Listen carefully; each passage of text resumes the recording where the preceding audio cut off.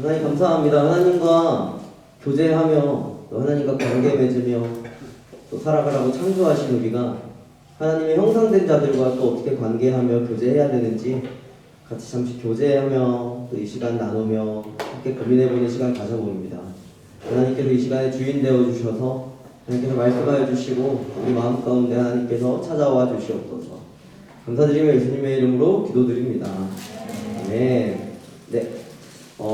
우리가 뭐 고등학교 때도 그렇고 대학교 때도 그렇고 많은 선생님들, 뭐 교수님들 있잖아요. 그런데 꼭 그런 교수님이 있어요. 이 사람은 왜 이렇게 날로 먹지? 이 사람은 왜 이렇게 쉽게 하지?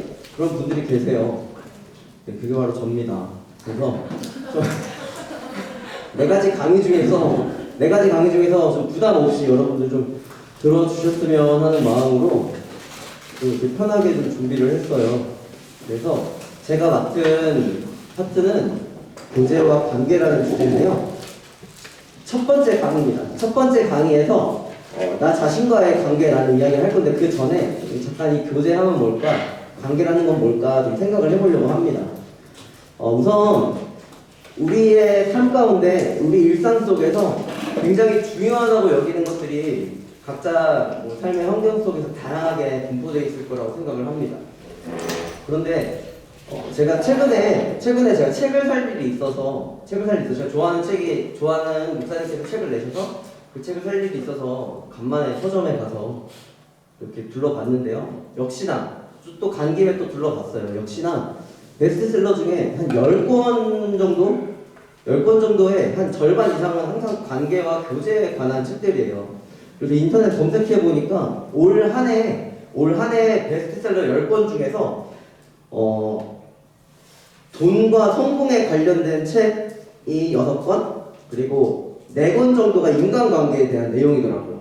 그러니까 사람들은 대부분 살아갈 때 정말 필요한 그 돈에 대해서 이 중요성을 인식하며 살아가고, 그리고 그것들을 또 잘 운용하고 싶어 해요.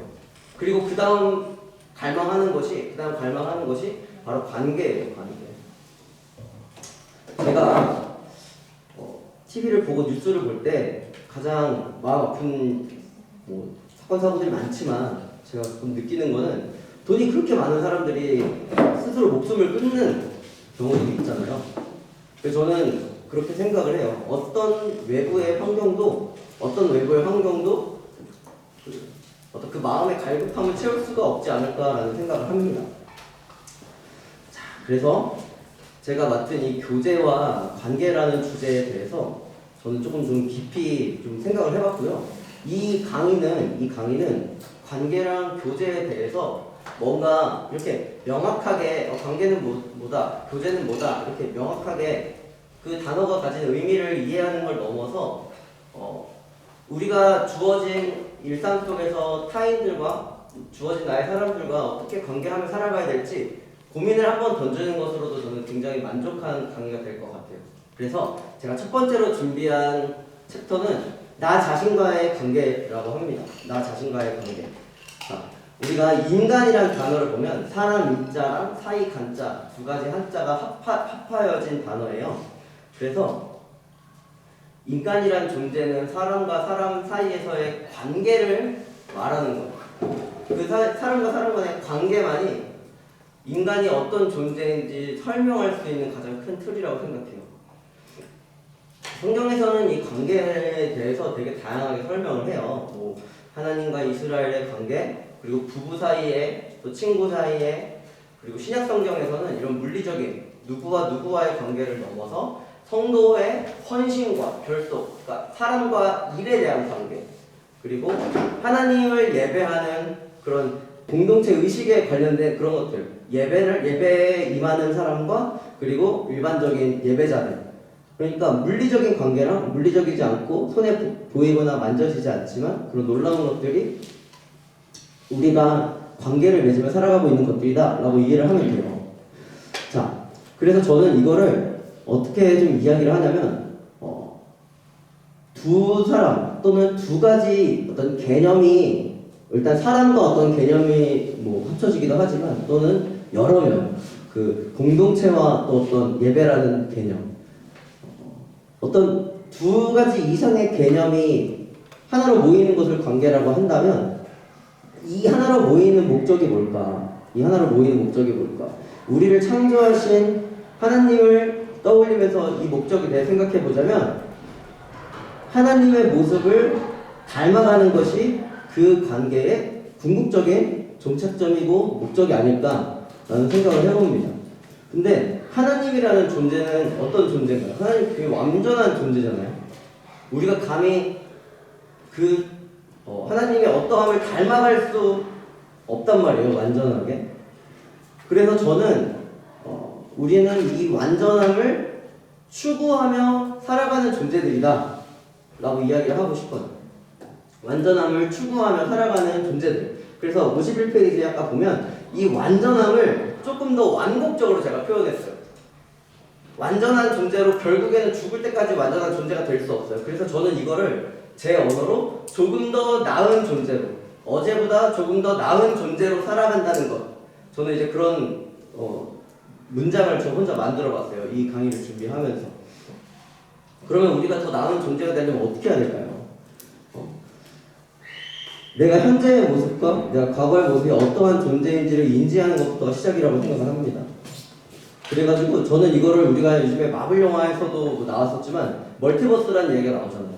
그래서 이제 이거에 대한 관점이 있더라고요. 멀티버스적 관점에서 관계에 접근했더니 내가 관계 맺어야 되는 것은 바로 나 자신. 즉, 나 자신이 어떤 자신이냐면 과거의 나와 관계를 맺을 수 있어야 된다. 과거의 나와 관계를 맺을 수 있어야 된다. 근데 과거의 나라는 존재가 만들어진 첫 번째 시작은 바로 우리 가족이라고 생각을 합니다. 제가 저희 아버지를 엄청 닮았어요. 저희 아버지는 밥 먹어라 했을 때 내 대답을 하든 내 대답이 없든 움직이는 소리가 들리지 않으면 제 숟가락과 젓가락을 싱크대로 던졌어요. 저는 밥 먹으라 했을 때 바로 가지 않으면 밥을 먹지 못했어요. 저희 집에서 밥 먹자는 말은 지상 최대의 명령이었어요.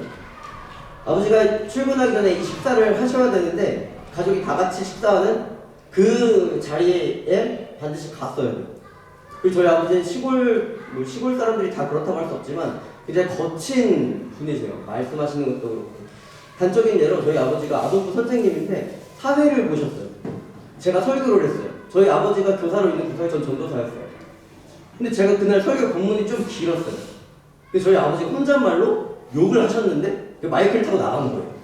아, 본문 뭐 이렇게 길어 하고 뒤에 제가 여기서 잠깐 말할 수 없는 그 말을 저희 아빠가 뒤에 붙이셨어요. 아, 뭐 이렇게 길어 하고 붙이셨어요. 이제 초등학교 4, 5, 6학년 아이들은 벙쪘죠. 와, 저분 진짜 남자였다. 저분은 그 수준이 아니라 진짜 놀랐어요. 정말 상스러운 욕을 하셨기 때문에. 근데 그게 생활이고 습관이시거든요. 저도 좀 닮았어요. 그래서 저도 말이 거칠고 또는 행동이 좀 거칠 때가 있어요. 이거를 탈피하고 싶은데 쉽지가 않더라고요. 여러분, 물수제비를 우리가 던져요. 물수제비를 던질 때 물수제비를 던지면 돌멩이가 땅바닥에서 날아가서 첫 번째 물에 튀기고 그 다음으로 넘어가잖아요. 그럼 첫 번째 튀기는 그곳에 우리가 날아가는 돌이라고 한다면 첫 번째 튀기는 그곳에 바로 가족들이 있습니다. 그래서 에베소서 1장 11절부터 12절 본문입니다. 모든 일을 그의 뜻이 결정대로 일하시는 이의 계획을 따라 우리가 예정을 이고 그 안에서 하나님 안에서 기업이 되었으니 이는 우리가 그리스도 안에서 전부터 바라던 그의 영광과 찬송이 되게 하려 하심이라. 하나님의 형상을 따라 하나님의 기업이 됐다는 거예요. 마찬가지예요. 우리도 부모님의 모습을 따라서 그렇게 지음받고 그렇게 살아간다는 거예요. 이거는 변하지 않아요. 자, 그렇다면 현재의 나와 과거의 나를 비교했을 때 부모님이 나에게 영향을 크게 미쳤다면 우리는 이 부분에 대해서 조금 더 객관적으로 바라볼 수 있어야 돼요. 부모님과 닮아있는 나를 타인으로 여기고 그 존재에 대해서 생각해 볼 필요가 있다는 거예요. 그래서 여기 보면 제가 질문지가 있어요. 부모님과 닮아있다고 느끼는 나의 여러 모습들을 적어봅시다. 부모님과 닮은 점 중에서 아쉬운 것이 있다면 적어봅시다라고 있는데 안타깝게도 시간을 많이 드릴 수 없어요. 저희가 시간이 없으니까. 그래서 한 1분 정도 드릴게요. 그래서 문장으로 쓰지 말고 단어로 저는 만약에 쓰라 그러면 거친 말이라고 쓸 것 같아요. 그리고 저희 엄마는 정리정돈 좋아하셔가지고 정리정돈은 거친 말이라고 저는 생각이 드는데 우리 여러분들은 어떻게 생각하시는지 잠깐 한번 적어보는 시간을 가져봅시다. 혹시 단어 정도로 우리 부모님과 내가 닮아 있는 점에 대해서 좀 나누고 싶은 분이 계신가요? 단어 정도로? 무엇이 닮았습니다. 저희는 확인할 수 없어요. 여러분들이 살아서 이 강의를 듣고 있는지 확인할 수 있는 정도지 지금 부모님을 뵌 적이 없으니까 확인할 수 없어요. 제가 뭐 좀 물어볼까요? 우리 기동이는 부모님과 어떤 게 닮은 것 같아요? 눈빛? 표현? 부모님께서 표현하시는 것이 본인한테 좀 많이 느껴지나 봐요. 아, 그래요. 자, 우리 그러면 우리 이중사? 부모님과 어떤 게 닮아 있는지 한번 보고 부탁드립니다. 네. 저는 부모님의 그 친절함과 책임감을 좀 닮았다고 생각합니다. 여러분 이 친절함과 책임감이 그에게서 느껴지십니까? 네. 아, 대답을 던져줬습니다. 네. 그래. 그렇습니다. 우리는 부모님을 닮아서 살아간다는 것을 탈피할 수 없어요. 그 안에서 살아갈 수밖에 없어요. 자, 우리 부모님에 대한 이야기를 했다면 두 번째는 뭐냐면 과거의 나와 현재의 나에 있어서 의도되지 않았던 나라고 제가 했어요. 그 의도되지 않았던 나의 모습에 대해서 저는 요셉이라는 존재를 가져왔습니다. 자, 창세기 37장 2절 하반절부터 5절까지인데요. 요셉은 17세 소년으로서 우리가 다 이미 아는 내용들이고 본문들이니까 요셉은 가족들로부터 이제 주어진 상처가 분명히 있었어요. 우리가 이미 다 알고 있죠. 꿈 꾸어서 형들에게 미움받고 애굽으로 팔려갑니다. 네, 레스유. 애굽에 팔려가요. 그리고 그곳에서 요셉은 굉장히 억울한 상황을 맞이해요. 가족들로부터 상처가 주어지고 상황으로부터 버려져요. 최선을 다하는 상황에서부터 외면당해 본 적이 다들 있으실 것 같아요. 저는 그것을 상황으로부터 버려진다고 이야기를 해요. 또는 유기돼요. 내가 최선을 다한 이 상황과 관계없이 내가 유기되어지고 버려지는 거예요. 내 최선이 무시당해요. 요셉은 그런 상황에 계속해서 직면하게 돼요. 저는 이 요셉의 이 상처와 요셉이 이 어려운 이 과정 가운데 있을 때 요셉이 첫 번째로 버림받은 가족에 대해서 한번 생각을 우리가 해볼 필요가 있을 것 같아요. 가족으로부터 받은 상처 또는 불편한 감정이 있다면 이것도 좀 적어봤으면 좋겠어요. 닮아 있는 것들이 있다면 그분들로부터 또 상처받은 적이 또 있겠죠. 그리고 가족들로부터 받은 상처가 떠오르지 않는다면 혹시나 내가 어떤 상황 속에서 의도하지 않은 상황 속에서 받은 상처가 있다면 그것도 그냥 풀어서 쓰지 마시고 단어 정도로만 한번 써볼게요. 내가 의도하지 않았던 어떤 상황이 있었는데 그 상황 속에서 나에게 불쾌한 기분이 들었고 생각보다 그것이 오래가고 있습니다. 두 번째 질문인데요. 그 감정에 대해서 나는 어떻게 반응하고 있나요? 어제 여쭤봤어요. 질문을 통해서. 그 불편함, 가족이나 어떤 상황과 환경 속에서 내가 버려지고 또는 내가 무시당하고 내가 외면받았던 그 상황 속에서 시간이 많이 지난 것들도 있겠지만 나는 지금 어떻게 반응하고 있는지 한번 지금 또는 과거에 어떻게 반응했었는지 그것도 좀 자유롭게 적어보면 좋을 것 같아요. 편하게 적으면서 들으시면 될 것 같아요. 저는 부모님이 말투가 친절하지 않았어요. 아까 우리 동훈이 말해줬을 때 되게 부러웠는데 저는 약간 쏘는 말투예요. 저희 어머니 아버지가. 그래서 고등학교 3학년 때 쏘다 못해서 제가 그 쏘는 말투에 지쳐서 제가 한 달 정도 가출을 했었어요. 고3 때. 근데 여기 보면 1번 같은 경우는 저는 말투에 상처받고 2번에 가출이라고 적어줬을 것 같아요. 근데 뭐 과거형이죠. 과거형. 지금은 이미 뭐 출가했지만 그때는 정말 그게 너무 버티기 힘들었던 기억이 납니다. 이거는 한 분만 이야기해보면 좋을 것 같은데 혹시 이야기 나누실 분이 계실까요? 이거 좀 나눠보고 싶습니다 하는 분이? 예은이. 지금 불편한 감정. 네. 일단 그 약간 다른 형제 자매와 약간 비교로 인해 좀 불편할 수 있죠. 지나치게 그러니까 지나치게 자유를 안 주시고. 자유 안 주시고 통금이 있었나요? 통금이. 아, 그렇죠. 또 자유를 억압하는 거에 대명사 통금이죠. 자, 뭐 자유롭게 통금이 있었던 분들 계신가요? 뭐 아주 뭐 빡빡한 가정들에서 잘들 버티셨습니다. 그래서 그거에 어떻게 반응했어요, 예은이는? 튕겨 나왔어. 튕겨서 나가서 저는 부천 시내를 돌았어요, 가출해서. 예은이는 미국으로 갔어요.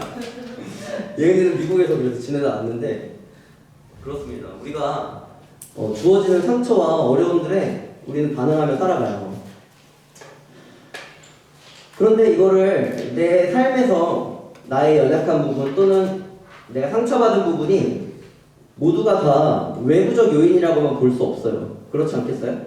그래서 저는 의도되지 않은 나로부터 또 얻을 수 있는 가르침이 있다면 의도된 나로부터 얻을 수 있는 가르침이 있다고 생각을 해요.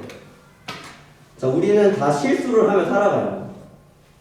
제가 최근에 어떤 한 청년이랑 이야기하다가 제가 시집 이야기를 했어요. 제가 오랜만에 제가 시집 되게 좋아하거든요. 류시화 시인의 시집을 되게 좋아했었는데 오랜만에 시집을 펴서 읽어봤어요.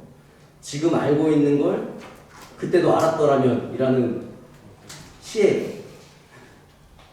읽어드릴까요? 넘어갈게요.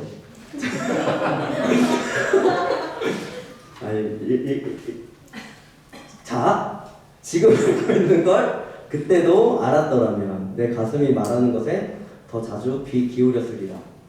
더 즐겁게 살고 덜 고민했으리라. 아, 나는 어린아이처럼 행동하는 걸 두려워하지 않았으리라. 더 많은 용기를 가졌으리라. 모든 사람에게서 좋은 면을 발견하고 그것들을 그들과 함께 나눴으리라.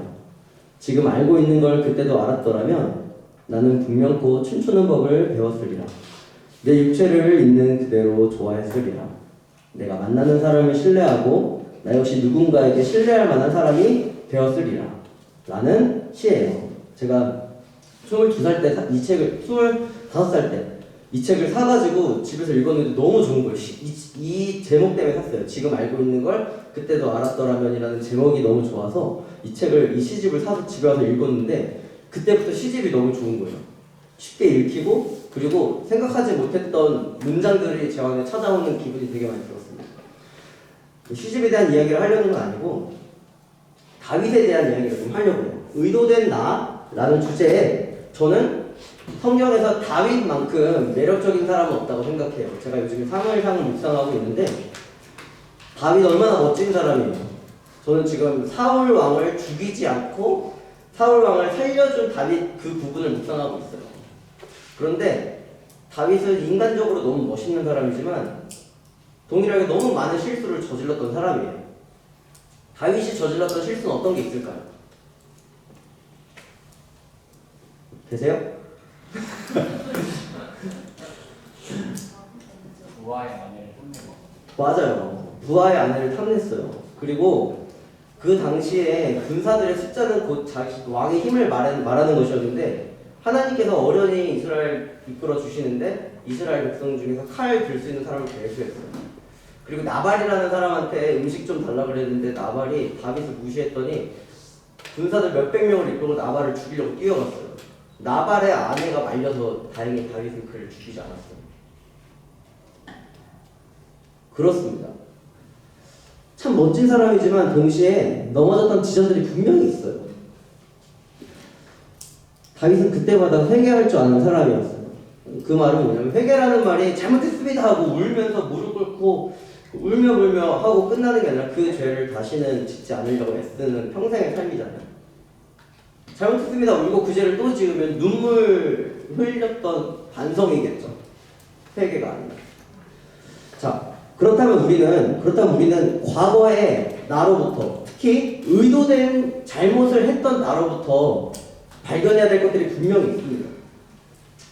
자, 우리 54페이지에 과거에 내가 저지른 실수나 부끄러웠던 기억이 있다면 적어봅시다. 자, 단어로 기록해도 좋아요. 그리고 이번에 이와 같은 실수와 부끄러운 기억들을 통해 배웠던 것이 무엇인지 간단하게 적어봅시다. 이렇게 두 가지를 제가 질문해놨어요. 한번 자유롭게 또 적어볼까요? 단어로 적어달라고 요청을 드렸는데 계속 이렇게 써주고 계신데 한번 또 내가 어떤 실수를 했고 그 실수를 통해서 뭘 배웠는지 좀 자유롭게 나눠주실 분이 한 분만 계신가요? 한비 적었어? 예? 적었어? 예. 그럼 한번 말해줄 수 있어요? 그 어른들한테 좀 버릇이 없고 공감하지 못하는 모습. 그런 모습이 과거에 있었어요? 엄청 어릴 때. 그러면 그걸 통해서 뭘 배웠죠? 뭐 어디서 맞았나요? 그러면 안 된다는 걸 배웠어요. 누가 가르쳐 줬어요, 혹시? 좀 시간 지나 생각해 보니까 이 강의와 너무 부합한 스토리네요. 제가 제시했던 모습들은 나와 관계를 다시 한번 해보자. 나와 나의 관계에서 과거의 나와 오늘의 내가 객관적인 그리고 구별된 존재로서 한번 인지를 해보자는 거예요. 그리고 그 두 존재가 만나는 지점이 있어요. 방금 한빛이 나눠준 것처럼 과거의 나의 모습을 통해서 내가 저지른 실수라면 나의 부족함을 내가 자각할 수 있는 상황이 감사하게 찾아와요. 이거는 놀라운 은혜예요. 그런데 내가 자각하지 못했을 때 누군가가 가르쳐 줄 거예요. 근데 그 사람이 나에게 접근을 하고 날 찾아와서 나에게 가르쳐 줘요. 그럼 그것도 놀라운 은혜예요. 자, 생각을 해봅시다. 우리는 생각보다 남의 인생에 관여하고 싶지 않아요. 그렇지 않나요? 우리는 관여하고 싶지 않은 존재들이에요. 그런데 남의 인생에 내가 특히나 뭐 어린 아이를 대하는 뭐 내가 선생님이다. 그러면 남의 인생에 대해서 조언을 해줄 수 있고 한마디 해줄 수 있어요. 하지만 그런 것이 아니라면 이 사람의 모습을 통해서 보는 그것들에 내가 어떤 평가를 내리거나 그러기 쉽지 않아요. 두 가지 이유라고 생각해요. 첫 번째는 세상은 그렇게 이타적이지 않아요. 이거는 이타심에 기인한 거거든요. 그리고 두 번째는 그렇게 말했을 때 받아들여질 것이라는 확신이 우리에게 없잖아요. 왜냐면 어디에서 비춰지든 나조차도 온전치 못한 사람이라는 걸 내가 제일 잘 알잖아요. 과거의 나와 현재의 내가 만나는 그 지점이 저는 하나님께서 일하는 지점이라고 생각을 해요. 과거의 나와 현재의 내가 만나서 관계하고 서로 소통하고 교제하는 그 시간이 내가 강의 서두에 말씀드린 것처럼 조금 더 나은 존재로 살아갈 수 있는 그 시작점이 되는 거예요. 자, 그러면 다시 처음에 얘기했던 가족과의 관계가 있어요. 그러면 내가 그 가족과의 관계에서는 나의 어떤 선택이 주어지지 않아요. 물론 내가 선택하지 않았던 과거의 나의 상처도 있어요. 자, 그럼 가족과의 문제에 있어서 아까 너무 훅 지나갔지만 가족과의 그 관계 또는 가족 안에서의 주어진 나의 모습을 통해서 생기는 어려움들이 있어요. 설명할 수 없는 답답함이 있고 오히려 친구보다 이 늘 함께하는 가족들과 풀지 못할 문제들이 더 많아요. 근데 바로 그 문제가 있는 곳에 더 나은 하나님의 창조물로 살아갈 수 있는 그 시작점이 존재하는 거예요. 저는 우리가 이 관계와 교제라는 강의를 통해서 뭘 생각해 봤으면 좋겠냐면 나를 좀 더 객관적으로 보는 훈련이 돼야 돼요. 이걸 자기 객관화라고 하잖아요. 생각보다 우리는 우리 자신에게 관대하고 남에게 엄격해요. 성경은 완벽한 사람들의 이야기만 적어놓지 않은 그 이유를 분명하게 말해주고 있어요. 그건 뭐냐면 하나님께서 불완전함 속에서 예수 그리스도를 통해 구원을 이루셨기 때문이에요. 혹시 예수님 족보에 들어가는 5명 여자들을 알고 계신가요? 5명 여자들? 완전한 사람이 한 명도 없어요. 예수님 엄마 마리아 결혼 안 했는데 애를 낳았죠. 처녀였어요.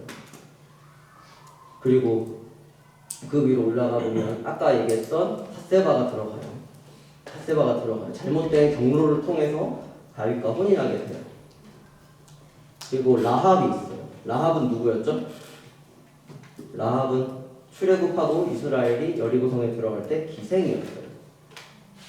그리고 유다의 아내 다말이 있었어요. 유다의 아내가 아니었는데 다말도 잘못된 방법으로 유다와 결혼을 하고 그 자녀를 낳게 돼요. 근데 그 자녀가 바로 예수님의 족보에 올라가요. 그리고 마지막으로 룻이 등장해요. 룻은 이방인이었어요. 불완전한 것들을 통해서 하나님께서 하나님의 이야기를 풀어가심을 우리가 보면서 우리가 거기서 뭘 깨달아야 되냐면 불완전한 존재로 창조된 나는 하나님의 형상대로 창조되었다는 걸 기억해야 돼요. 이게 불완전하지만 우리는 하나님의 형상대로 지어졌다는 거예요. 그렇기 때문에 과거의 나의 모습을 통해서 그리고 과거에 내가 외면했던 가족들과의 모습을 통해서 우리는 반드시 교제하고 깨달을 필요가 있다는 거예요. 저는 이 강의를 처음에 엄청 재미없게 했었어요. 사실은 이 강의안이 아니라 저희가 총 4주 동안 강의를 하잖아요. 한 강의당 15에서 6페이지씩 썼어요. 근데 그거를 지금 강의안으로 줄여놓은 거예요. 지금 하품 지금 15페이지라고 하자마자 마스크가 이만큼이 늘어난 분이 계셨어요. 지루하잖아요. 그거 4개 강의가 한 강의당 15페이지라고 한다면 60페이지의 강의가 4개가 있는 거예요. 그리고 240책이 건 나왔어요. 지금 저희 목회자들과 또 이 모든 강의 이 CLTC를 준비하면서. 그런데 목사님도 그러셨지만 저도 몇 번을 지웠다가 다시 그거를 반복했어요. 그래서 저는 그냥 저를 갈아 넣었어요. 제 이야기를 좀 많이 하려고 했어요. 여러분 저는 굉장히 버릇이 없는, 아까 한비 씨도 말했는데 저는 굉장히 버릇이 없는 사람이었어요. 그리고 저는 저희 엄마가 잔소리를 한 번도 안 하고 키워가지고 전 무서운 것도 없었어요. 그리고 아까 뭐 가출 이야기도 했지만 저는 굉장히 좀 모두에게 있어서 말썽꾸러기고 속을 썩이는 존재였어요. 예를 들면 저희 엄마가 제일 싫어하는 것 중에 하나가 오토바이를 타는 거예요. 근데 제가 중학교 때, 고등학교 때부터 오토바이를 타기 시작해가지고 엄마 몰래 타면서 속을 그렇게 썩이다가 제가 그거를 22살 때 걸렸어요, 엄마한테. 엄마가 베란다에서 끄던데 부항 신호를 걸었어요. 그 시동을 부항 걸었더니 엄마가 나와 본 거예요. 엄마가 본 거예요. 나도 타지 마. 아이고 빌린 거야. 그럼 갖다 주지 마. 걔 보고 갖고 오라 그래. 그래서 안 돼. 갖다 주러 가는 거야. 빵 나가서 빵 사고가 났어요, 그날. 네, 그래서 지금 오른쪽 손목, 어깨, 골반 다 갈렸어요, 그냥. 그런데 저희 엄마한테 전화를 했어요. 전화를 했는데 엄마가 딱 받자마자 그만! 이러는 거예요. 그럴 줄 알았어. 왜냐면 멀쩡하면 전화할 일이 없잖아요. 평소에 전화를 안 하는데. 근데 그때 22살이잖아요. 다 키웠단 말이에요. 중학교, 고등학교 때 저는 학교도 열심히 안 나왔어요. 엄마, 학교에서 머리를 잡고 머리를 자르래. 바리깡으로 막 뒷머리를 막 밀어버려, 선생님이. 그러니까 엄마, 나는 어떻게 해야 될까? 몰라, 네 인생인데 네가 알아서 해야지. 그럼 나는 엄마랑 같이 아침마당을 볼게. 집에서 아침마당을 봤어요. 전 학교에 대한 책임감에 대해서 배워야 될 그 시기에 학생이라면 마땅히 학교를 가고 수업 시간에 앉아있고 주는 밥을 먹어야 되는데 저는 그게 싫으면 그걸 하지 않았던 사람이에요. 그래서 저는 책임감을 배워야 될 때 책임감을 배우지 못했기 때문에 35살인 지금도 어떤 규칙을 따르는 걸 굉장히 괴로워해요. 그렇기 때문에 저는 제가 아까 말씀드린 과거의 저와 매일 만나요. 해야 될 일들이 있을 때마다 이걸 하기 싫은 저와 매 순간 만나요. 그러면 저는 그때 뭐가 보이냐면 아무것도 안 하고 집에 누워있고 아무것도 안 하고 친구들이랑 공원에 누워있던 제가 보여요. 여러분 수학 13점. 친구가 수학 13점 나왔다고 우리가 선생님 놀이라는 걸 했어요. 너 수학 몇 점이야? 시험 끝나면 저 13점. 너 엎드려. 막 다 같이 막 때리고 장난치고 그러다가 갑자기 친구가 막 들어오면서 야 이놈은 수학 12점이야. 너 엎드려. 저 그날 축구로 맞았거든요. 근데 저는 반에서 꼴등도 해봤어요. 정말 문제였어요. 근데 그때마다 한 번도 위기의식을 느껴본 적도 없고 저희 부모님은 저를 가지면서 교회를 다니셨거든요. 그렇기 때문에 저희 부모님은 본인들이 하나님을 만나는 것도 너무 급급했어요. 저는 어렸을 때 집에 엄마 계신 적이 없었어요. 그냥 배고프면 교회 잠옷에 가면 엄마 누워서 막 울고 있어. 맨날 기도하고 있어. 엄마 흔들었구나. 라면 끓여줘. 교회 식당에서 라면 끓여줘. 저는 그렇게 살았어요. 그러니까 저는 저의 과거에 제가 저지른 잘못과 제가 저지르지 않았다고 여기는 저의 상처들과 매 순간 직면해요. 제가 설교 때도 나눴지만 저한테 너무 큰 상처가 찾아왔을 때 저는 그 상처와 직면할 때마다 가슴이 찢어지고 아직도 미워져요. 그리고 그때 그 상처를 통해서 계속해서 하나님께 물어봐요. 이걸 통해서 내가 하나님 어떻게 나와 관계해야겠습니까? 과거의 나의 모습을 통해서 하나님 내가 오늘 어떻게 하면 하나님의 모습을 닮는 어제의 나보다 더 나은 존재로 살아갈 수 있을까요? 그렇게 원동력을 삼아 나아가는 거예요. 그리고 제가 저질렀던 실수를 통해서 저를 계속해서 채찍질을 해보고, 여러분 우리가 이 관계와 교제라는 강의를 통해서 반드시 생각해봐야 될 게 있어요. 그건 뭐냐면 나는 과연 어떤 모습으로 살아왔고 나의 지난날의 나는, 과거의 나는 오늘의 나에게 어떤 이야기를 하는지 꼭 얘기를 해봐야 돼요. 뭐 분명히 재밌게 준비했는데 얘기하다 보니까 이렇게 재미가 없어질 줄 몰랐어요. 여러분들 표정을 보니까. 우리가 이 강의, 이 4주 동안의 강의를 통해서 마음학교, 저는 이제 첫 번째 나 자신과의 관계랑 이제 타인과의 관계로 넘어갈 거예요. 두 번째 주는 타인과의 관계 첫 번째, 그리고 타인과의 관계 두 번째, 그리고 마지막 하나님과의 관계를 준비를 했어요. 저는 이 강의를 통해서 여러분들이 나 자신과 건강한 관계를 맺어서 내가 살아가는 이 땅에서 최적화된 모습으로 살아가는 그 은혜를 맛보길 원해요. 내가 혼자 성찰하고 하나님과 씨름하고 기도하면서 만들어낼 수 있는 최적화된 모습으로 살아가기를 도전을 합니다. 오늘의 강의의 결론은 그거예요. 내가 하나님과 만나는 그 지점이 과거의 나와 오늘의 내가 만나는 그 지점일 거예요. 가족으로 인한 나의 모습과 내가 잘못하지 않았지만 벌어졌던 나의 상처, 그리고 내가 실수해서 벌어졌던 나의 모습들을 통해서 오늘의 더 나은 모습들이 되기를 도전하고 또 응원합니다.